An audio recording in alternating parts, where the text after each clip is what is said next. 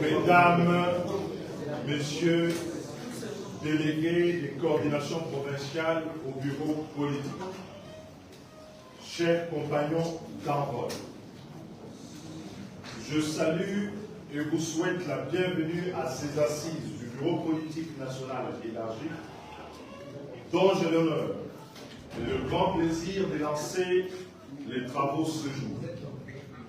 Vous êtes venus de partout dans le pays, Équateur, au Katara, au Touélé, Ituri, Kassai, Kassai central, Kinshasa, Congo central, Kwango, Kwilu, Lomami, Lualaba, Maïndombe, Maniema, Mongala, Nord Kivu, Sankuru, Sud Kivu, Sud Ubangi, Tanganyika, Chopo et Chouapa. Vous êtes là, venus donc de nos coordinations et des fédérations de 23 de nos provinces. Votre présence ici à Kinshasa, dans ces assises, témoigne notre détermination, votre détermination à continuer et à faire aboutir ce combat que nous avons commencé depuis plusieurs années. Un combat pour lequel nous avons refusé ensemble et nous continuerons à refuser toute compromission au regard de la vision et des valeurs que nous portons pour la nation et les valeurs que nous portons par rapport aux attentes de Congolaises et Congolais.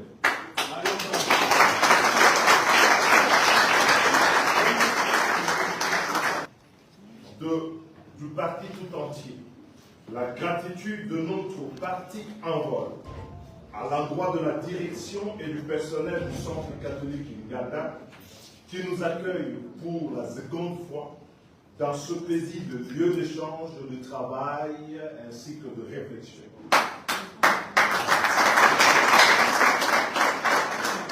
Ce bureau politique fait suite à celui tenu au même endroit du 11 au 13 juillet 2019, dans un contexte jadis d'espérance, basé sur le changement de pouvoir intervenu au sommet de l'État par les élections pour la première fois de notre histoire à l'issue du scrutin de 2018. Une alternance, beaucoup l'ont oubliée, dont il faut rappeler qu'elle fut imposée par notre peuple, arrachée au prix des privations et parfois du sacrifice suprême de notre jeunesse sur fond de l'engagement des politiques, des églises et de toutes les forces vives et sociales dans la défense de la Constitution, de la démocratie, de la liberté et dans la quête, enfin, du bien-être pour chaque Congolais. Les assises de ce bureau politique de 2019 étaient axées sur la situation du pays, l'évaluation des élections et de nos alliances politiques. Au bout de 3 journées d'intenses travaux, 4 options politiques majeures avaient été dégagées, constituant la feuille de route sur laquelle le parti s'est conduit au cours des dernières années, à savoir 1. Veiller à la consolidation des acquis de la lutte démocratique et de l'alternance politique pour lesquels tant de Congolais s'étaient investis et ont versé de leur sang pour forcer la marche de l'histoire, particulièrement entre 2015 et 2018. 2. Apporter notre contribution dans les nécessaires réformes de l'État en vue de permettre à nos compatriotes de bénéficier pour une fois des dividendes du changement politique. 3. Contribuer à l'amélioration de la gouvernance électorale par des initiatives courageuses de réforme et de révision du cadre institutionnel et légal des élections afin de garantir la tenue dans les respects de délais constitutionnels des élections de 2023, dans la quête sans doute aussi de meilleures élections que celles du cycle antérieur, j'ai cité 2006, 2011, 2018. 4. Raffermir la présence et l'expansion du parti dans le pays profond par les renforcements des capacités des animateurs de nos structures provinciales et territoriales en mettant l'accent sur l'implantation et la formation des cadres. Chers compagnons, 3 ans après ce bureau politique, l'occasion nous est offerte de nous interroger nous-mêmes sur l'exécution de nos propres recommandations de 2019. Je vous invite au cours de ce travail à une autocritique sans concession, je dis bien sans concession, pour faire avancer les idéaux de liberté, d'indépendance nationale, de justice sociale pour notre Congo, tel qu'exprimé solennellement dans la déclaration de principe de notre parti en vote. 4 ans après l'avènement de la première alternance politique au sommet de l'État, en cette première année préélectorale finissante, pendant que le régime en place cherche éperdument les personnes à qui attribuer la responsabilité du bilan de sa gestion, il est venu en réalité le temps d'évaluer en détail sa propre responsabilité dans les reculs enregistrés dans les différents secteurs de la vie nationale.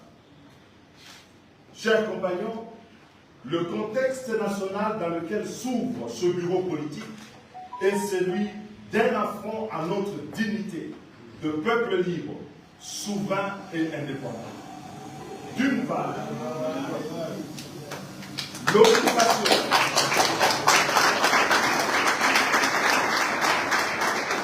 l'occupation de Bunagana par le M23, soutenu par le Rwanda, force au demeurant jadis vaincue en 2012, est en réalité le symbole de ce recul et de la faillite politique du régime actuel qui a orchestré un chaos diplomatique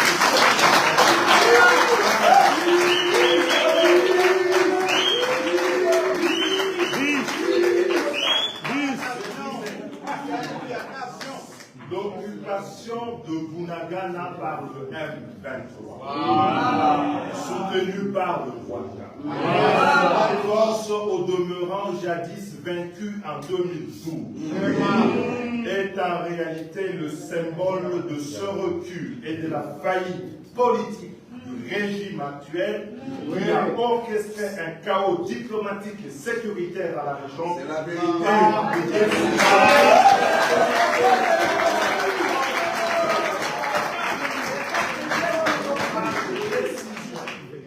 Ayant amplifié une situation sécuritaire pourtant bien connue de tous, tout en exigeant le retrait du M23 de Bunagana, et ce sans condition, il nous faut mesurer les conséquences de ces décisions prises par un régime inconséquent depuis 2019, lesquelles ont alimenté la dégradation de la situation actuelle. Le Congo ne souffre pas d'être agressé. Le Congo ne souffre pas parce qu'il n'est pas ému. Le Congo souffre de ne pas être gouverné. Oui, comme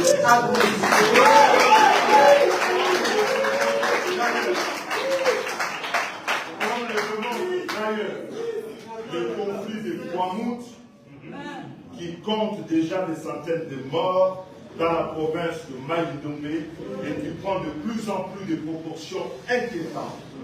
Il atteint aujourd'hui des provinces du Kwango et du Kwilu, dans la quasi-indifférence et dans l'impuissance du pouvoir public. Il menace gravement la capitale, Kinshasa, au sein de laquelle nous vivons et où prolifère l'insécurité urbaine, avec des batailles rangées entre gangs de Kuluna, semant la mort et la désolation parmi nos populations désormais apeurées. L'expansion de l'insécurité urbaine n'épargne pas plusieurs villes de province, en dehors de zones de guerre qui continuent de semer la désolation et la peur parmi nos populations. L'État a déserté le champ de l'administration de notre pays. Oui,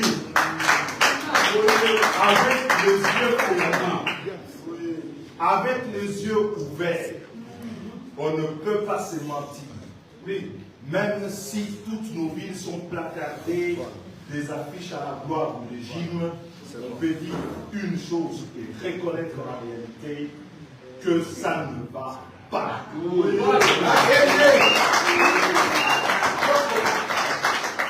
En dépit de cette propagande et des affiches qui polluent la vie, la RDC a une nouvelle panne, celle d'être le deuxième pays le plus pauvre du monde, malgré les immenses ressources que regorge notre pays et qui sont extraites comme un corps vidé de son sang de notre sous-sol, dans les différences et la complicité de pouvoir. Le désespoir de notre jeunesse, la souffrance de masse laborieuse, la paupérisation des travailleurs par la perte de pouvoir d'achat ne peuvent cacher la misère de notre peuple qui souffre des inégalités et de la mauvaise gouvernance du régime gangréné par la corruption, le clientélisme, le tribalisme et l'impunité.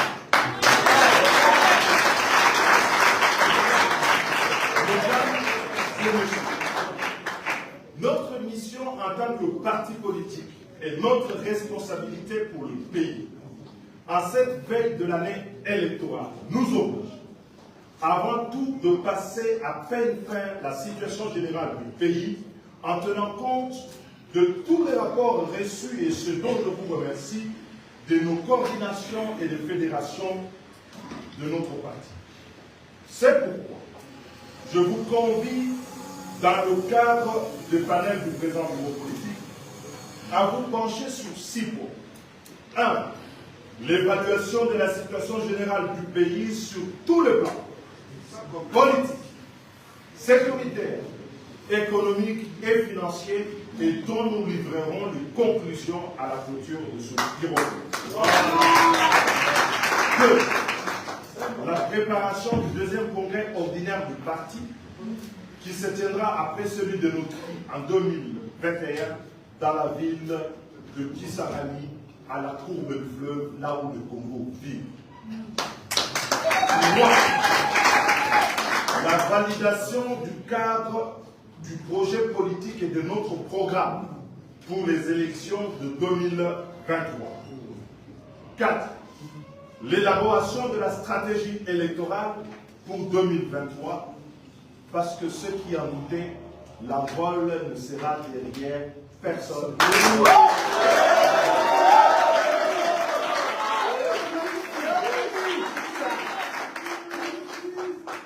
L'envol, nous allons élaborer la stratégie électorale pour 2020. Pour ceux qui en doutent encore, ils de leur sommeil, l'envol ne sera derrière personne.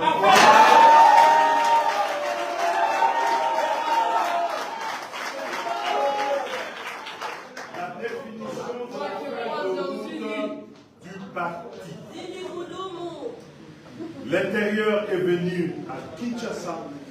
Il est venu le temps pour que Kinshasa se déplace partout à l'intérieur. La révision de nos statuts et règlements intérieurs afin d'adapter notre fonctionnement par rapport à des difficultés éprouvées dans le fonctionnement de nos structures de parti à tous les niveaux. En attendant, laissez-moi vous dire que pendant 4 ans, l'envol a fait reposer son combat de manière particulière sur 2 problématiques essentielles. D'abord, la réduction du train de vie des institutions et de leurs animateurs, ainsi que les réformes institutionnelles et électorales. Je commence par la réduction du train de vie des institutions. La question de la réduction du train de vie de l'État et des institutions relève de la justice et de l'équité sociale. Elle correspond à une certaine idée de la République que nous défendons. Une République qui érige l'intérêt général et l'intérêt commun au cœur de l'action politique. Son objectif grandit chaque jour dans les masses, auprès de toutes les catégories socio-professionnelles, enseignants, policiers, militaires, professeurs, juges, fonctionnaires et médecins. Cette vision convainc de plus en plus au sein de la classe politique et ceux qui compris par nos adversaires politiques. Elle est à la fois une aspiration et une revendication des Congolais. Il s'agit d'une bataille dont l'enjeu est de sortir notre pays du statut de l'État failli et de l'État client qui sous-traite tout, sa sécurité, ses minéraux, son avenir, pour avoir un État qui va être responsable de ses choix. Nous ne voulons plus de cet État qui fonctionne sur base des inégalités et à coup de dons des dirigeants qui spontanément deviennent plus riches que l'État et servent à la population les dons en lieu et place du devoir de servir par la communauté.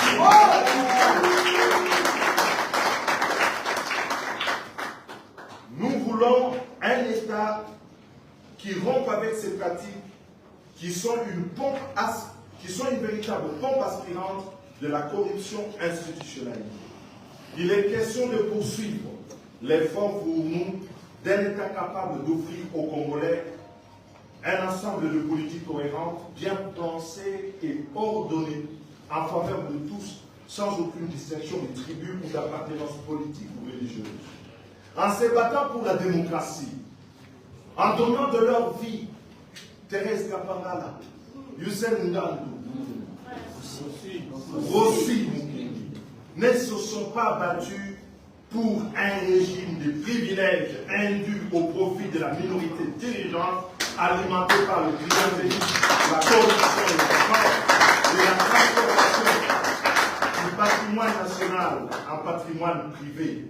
En luttant pour la réduction du train de vie des institutions, nous faisons honneur à tous les martyrs qui ont cru en la démocratie et qui ont sacrifié à la fois leur jeunesse et leur vie pour qu'éclose au Congo un pays nouveau. Et au sein de l'envol, nous allons œuvrer pour l'avènement d'un État modeste, mais efficace, capable de délivrer des services publics de qualité en réorientant les ressources vers les missions essentielles d'intérêt général plutôt que dans des banalités et des jouissances des oripeaux de pouvoir. Oui, chers compagnons, ce n'est pas pour le salaire et les multiples avantages des hommes et des femmes politiques que notre peuple se bat pour obtenir le changement. Le changement doit apporter le changement social. Ça doit se ressentir dans la vie de tout un chacun. Si les mêmes difficultés demeurent, et si dans certains secteurs ça devient plus dur qu'avant, comme c'est partout le cas aujourd'hui, c'est qu'il y a quelque chose qui ne tourne pas rond, et la raison de nos souffrances, ce n'est pas à chercher ailleurs, ce n'est pas dans l'instrumentalisation de la population contre le tiers, ni dans nos voisins. La raison de nos souffrances, la raison fondamentale, la cause profonde de nos pertes est bien en nous-mêmes avant tout et réside dans le type boiteux de la gouvernance actuelle.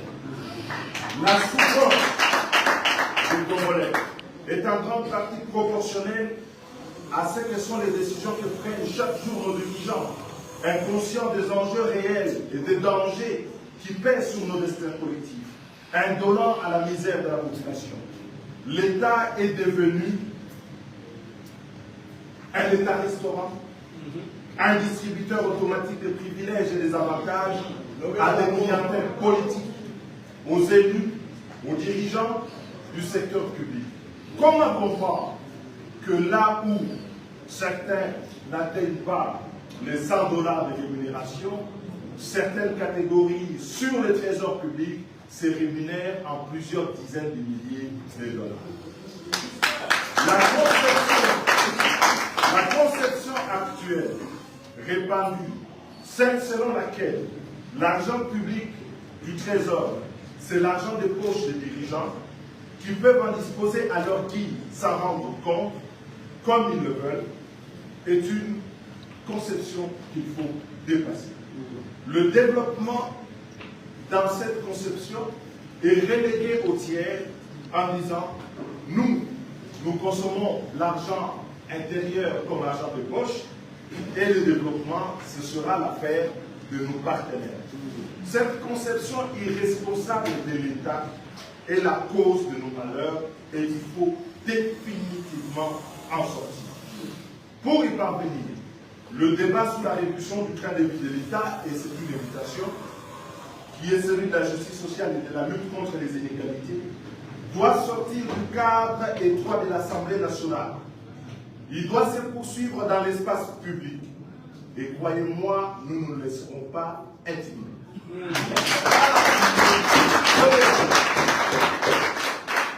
Ce débat doit se poursuivre au sein de la société qui devra s'en approprier jusqu'à imposer l'exemplarité des dirigeants dans la conduite des affaires publiques, particulièrement dans la gestion de nos finances.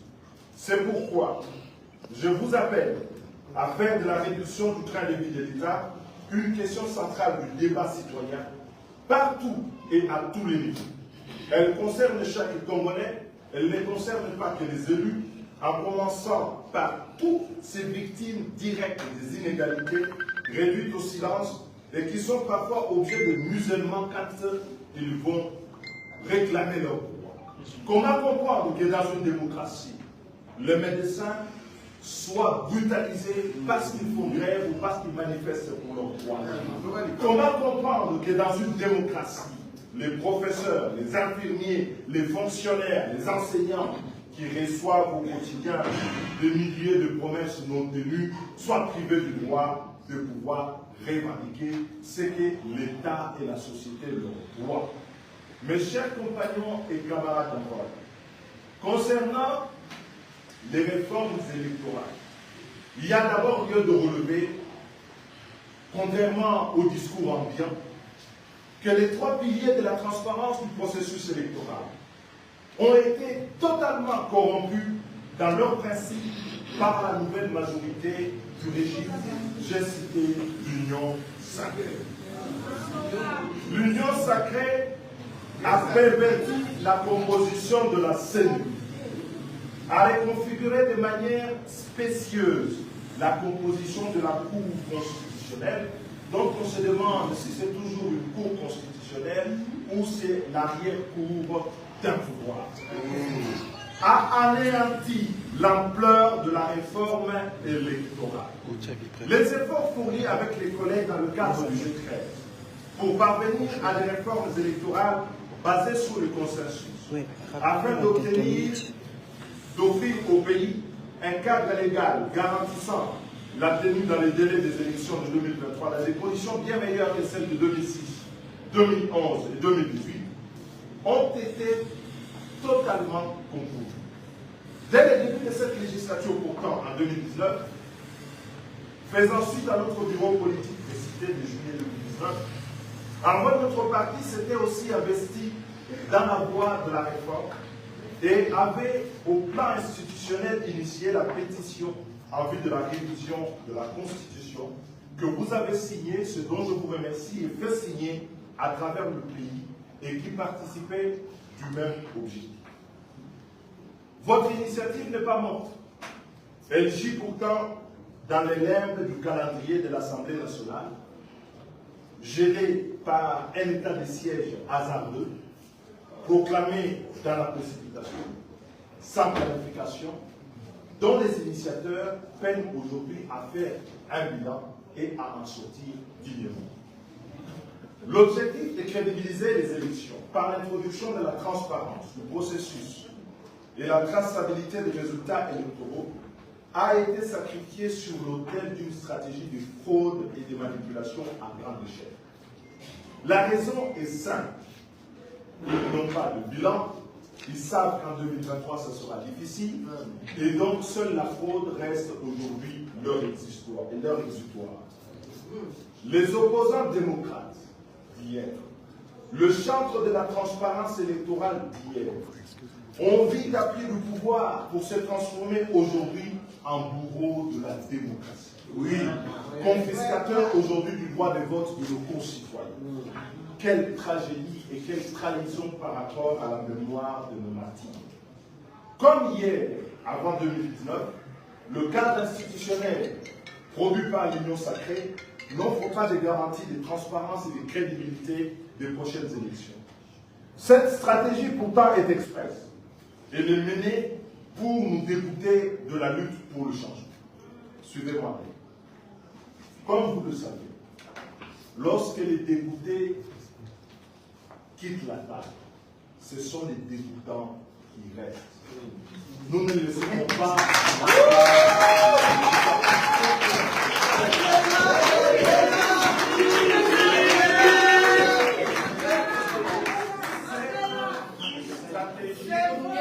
de fraude électorale mise en place à grande échelle par l'Union sacrée est une stratégie express menée pour nous dégoûter de la lutte pour le changement.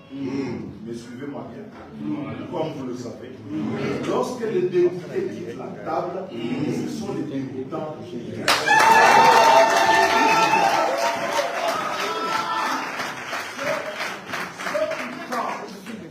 Ceux qui pensent que notre dégoût nous conduira à les laisser là, à la table, trôner et gouverner le processus électoral dans la fraude, se trompent.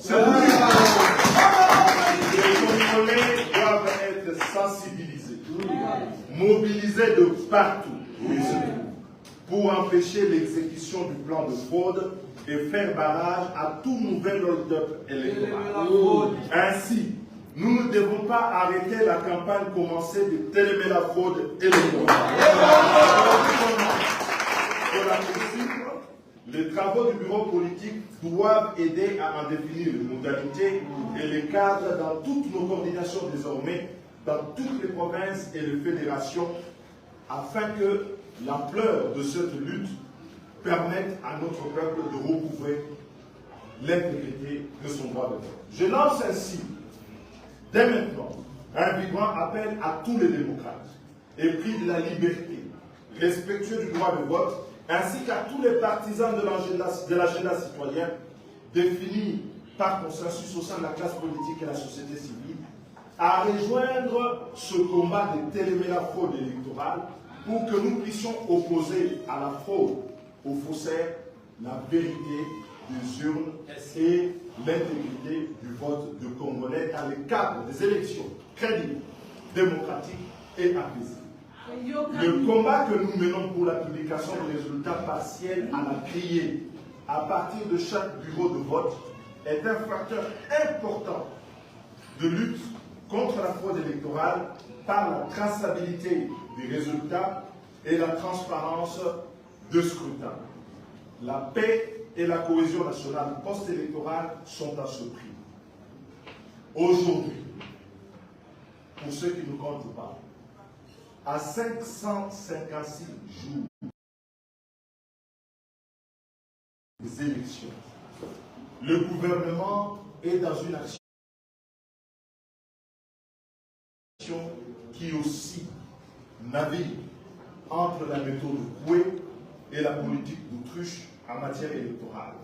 Et il voudrait nous rassurer par ce jeu de sa volonté politique de tenir tout de même les élections de 2023 dans les respects des délais constitutionnels. En réalité, le gouvernement joue dangereusement la mort. C'est tel qui ne veut pas des élections, le gouvernement doit les démontrer par les actes, par l'empressement d'aller véritablement à ces scrutins. Or, en agissant de la sorte, le gouvernement fait, suivez-moi bien, comme ce mari qui joue le surpris le jour de l'accouchement, de n'avoir pas de payer la layette, et pourtant, une grossesse qui est arrivée à terre. Un mari irresponsable. En en agissant comme il agit, en préparant le glissement, pour se cacher derrière la technique, le régime et son gouvernement jouent comme ce mari qui feint d'être surpris, de n'avoir pas apprêté la layette pour une grossesse, dont l'accouchement intervient justement terre. Et tout le monde sait que les élections doivent se tenir à décembre 2023. Que personne ne soit ce mari qui découvre et la technique, que ceci ne l'aura pas permis. Nous ne sommes pas dupes. Le peuple devra tirer toutes les conséquences de ces manœuvres en ne laissant pas le régime abuser de notre patience.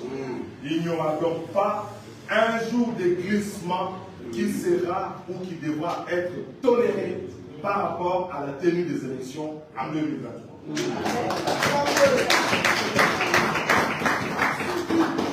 Le flou qu'entretiennent actuellement le gouvernement et la CENI à propos du financement des élections est un autre élément majeur qui se surajoute à la corruption des trois piliers de la transparence électorale.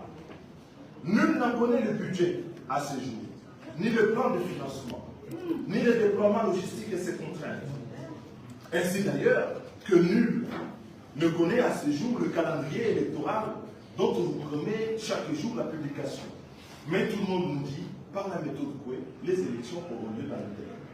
J'attends voir. Entre-temps, le cadre sécuritaire du lancement et de la conduite des opérations préélectorales, calendrier des élections, cartographie électorale, identification des électeurs et bientôt le recensement qui va commencer, pour lequel nous devons être tous mobilisés, et d'un flou artistique que seuls les génies de l'Union sacrée peuvent être rassurés. Par exemple, qui des forces des listes African Community, des forces de l'UPDF, des forces ougandaises, des forces armées du Sud-Soudan, du Burundi, du Kenya, ou encore de la Tanzanie, ou peut-être même du M23, on ne sait pas, ou encore des FARDC de la police nationale, ainsi que des groupes armés coupeurs de route, qui de toutes ces forces, et suivant quel protocole, ils vont assurer, ensemble ou séparément, la sécurité du déroulement de l'enrôlement des électeurs. Dans quel contexte sécuritaire peuvent-ils nous dire aujourd'hui, avec l'état de siège dont ils peinent à proclamer la fin, ils vont amener le pays à faire des opérations d'enrôlement? Mais ceci est un indicateur majeur quant à la garantie ou non de la tenue des élections dans le délai, leur qualité ainsi que leur issue. J'en appelle donc à la responsabilité du gouvernement, j'en appelle à la vigilance de tous pour la sensibilisation de la population dans nos différentes juridictions, pour que les élections de 2023 se tiennent dans le délai en dehors de tout glissement inventé, imaginé ou imaginable. Mes chers camarades, ce bureau politique nous offre une occasion propice pour réfléchir autour des rapports et des données de terrain que toutes les délégations ont apportés pour faciliter les échanges dans les panels. Dans les conclusions qui devront nous permettre, à la clôture de ce bureau politique, de lancer la feuille de route et l'action du parti jusqu'à la tenue des élections, nous attendons des livrables ci-après. Nous attendons des résultats. Un, nous attendons, et je vous promets pour dimanche, l'analyse de la situation générale du pays pour découvrir les mensonges que l'on plaque pour cacher la misère de la population qui, elle, est pourtant réelle. Deux, les décisions en rapport avec l'organisation du deuxième congrès du parti qui doit se tenir au cours du premier semestre de l'année 2023. 3.